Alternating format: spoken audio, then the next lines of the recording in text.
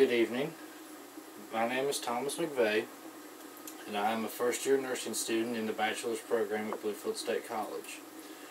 I recently graduated back in May 2015 from the Beckley campus of Bluefield State College with my associate's degree in nursing, and I decided to return to Bluefield State because this is what's familiar to me.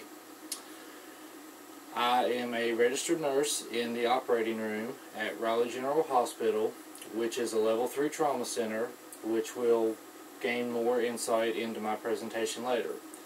I was previously a registered nurse at Carilion Roanoke Memorial Hospital in Roanoke, Virginia, which was a level 1 trauma center, which will absolutely fall into my presentation later.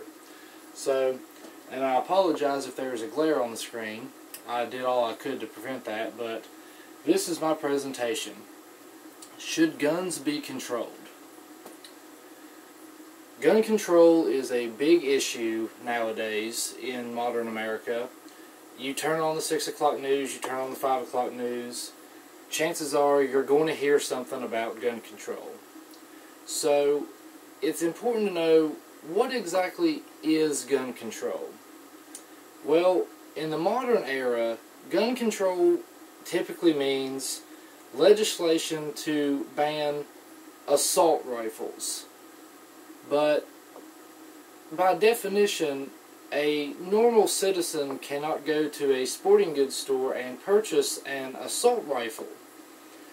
An assault rifle is technically something that will fire automatically and will hold a high-capacity magazine. It is a more military-style weapon that no one can just go to Walmart and purchase. To purchase a tried-and-true assault rifle, you must have special registrations, special tax stamps, not something the average individual can go purchase. So, the proper term for an assault rifle is a semi-automatic rifle with a high-capacity magazine. Gun control nowadays is also being talked about, especially Joe Manchin, the senator from West Virginia, stricter background checks and more mental health issues. And the latest thing from Facebook is Facebook has actually started to take down these yard sale type sites that allow people to buy and purchase weapons over the internet. So there are some notable events that why we even have this discussion regarding gun control. The most recent big event would be the San Bernardino shootings, which happened in December 2015, followed by the live newscast shootings in Roanoke, Virginia in August 2015. Then we move on to the Sandy Hook disaster school shooting, which happened back in 2012, followed by the Aurora, Colorado movie theater shootings, the Night of the Batman movie in 2012 as well. Then the Gabrielle Giffords campaign shootings in 2011 in Tucson, Arizona. Then we move on to the Virginia Tech massacre, the in-classroom shootings in 2007.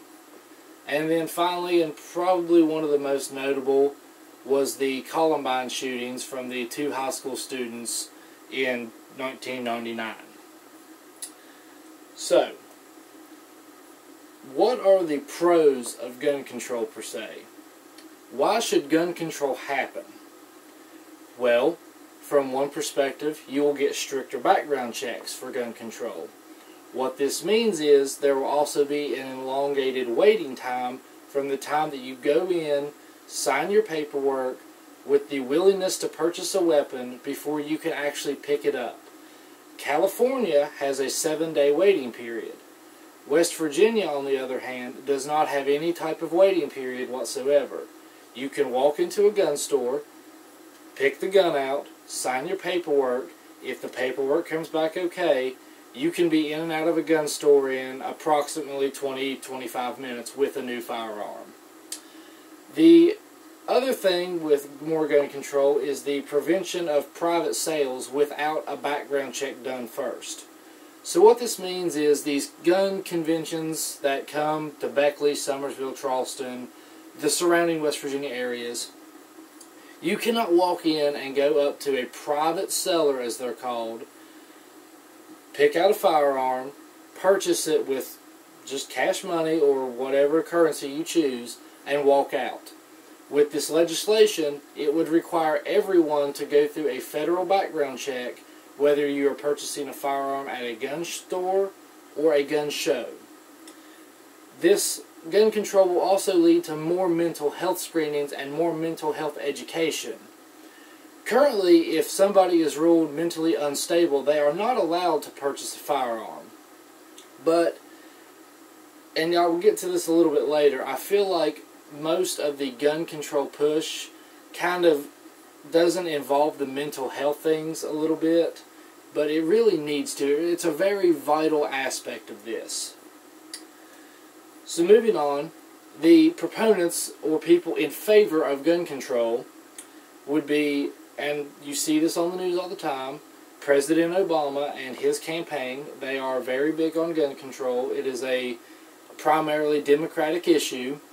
Hillary Clinton and Bernie Sanders, the Democratic nominees in the upcoming election, they have their policies and their concerns.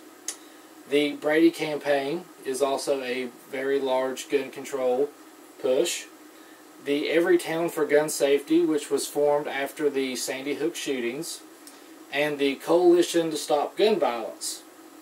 Going back to the Brady campaign for a second, back in 1994, when there was a big gun control bill signed by President Bill Clinton, that was actually very much pushed by the Brady campaign.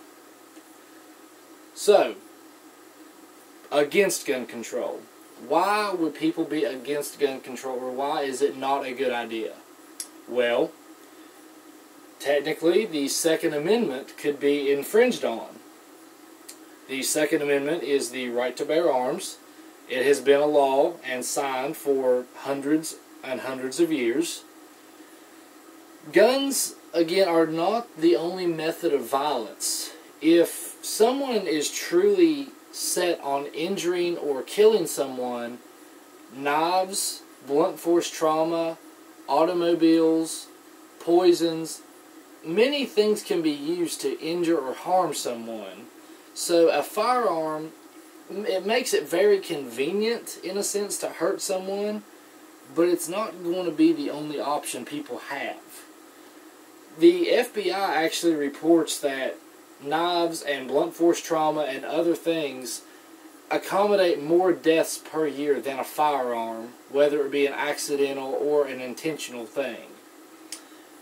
The other thing that a lot of gun control people will push is, if you're going to ban guns because they kill people, why aren't you going to ban cars because they kill people? Automobile accidents happen every single day. Why will you not ban spoons, in a sense? Because by the argument that guns kill people, spoons make people fat. That's not true, but you see the resemblance. And another thing is, in today's economic downturn, you're also limiting a pretty booming industry, especially every time gun control is mentioned. Gun and ammunition sales skyrocket and production goes up tenfold. A very large manufacturer of gun parts in the 2012 post-Sandy Hook scare was actually forced to move from Colorado because of the gun legislation to Texas, and they expanded their production by an estimated 75% over what they were already doing. So, proponents against gun control, proponents for the proponents against gun control. This is the NRA, the National Shooting Sports Federation, Gun Owners of America, and the National Association for Gun Rights. How does this affect nursing and healthcare? The mental health screenings, that's an added thing. Nursing assessments during physical assessments, you'll have to ask patients, do you have any guns in the household? Especially the child safety pediatric forms. You're worried about child safety in a sense. The American Nurses Association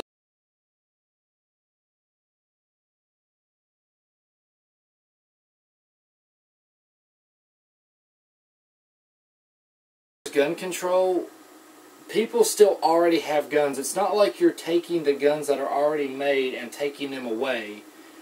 You're still going to have people getting shot. My personal thing on the gun control is it's a middle ground thing. I do agree that there needs to be more background checks, and I believe there needs to be more mental health education. But banning these assault rifles is not the problem, because someone can kill someone with a pistol. It's not just assault rifles or high-capacity magazines. But I do agree that something needs to be done, and in the same sense, no one's ever going to fully be happy at this. So this is my argument on gun control and in how it involves nursing and healthcare, the pros and cons against it, and my personal argument. Thank you for watching my presentation.